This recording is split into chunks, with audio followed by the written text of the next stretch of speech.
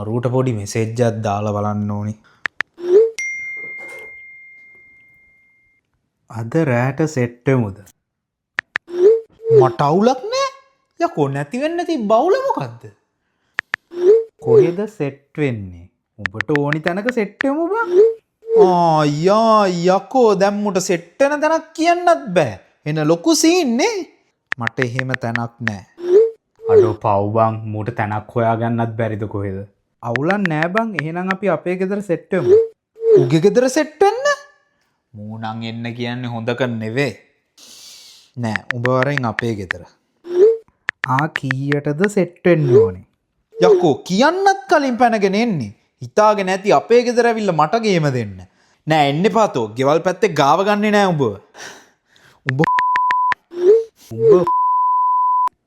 බ්ලොක්ඩ්? ඒ මොකද ඒ උනේ?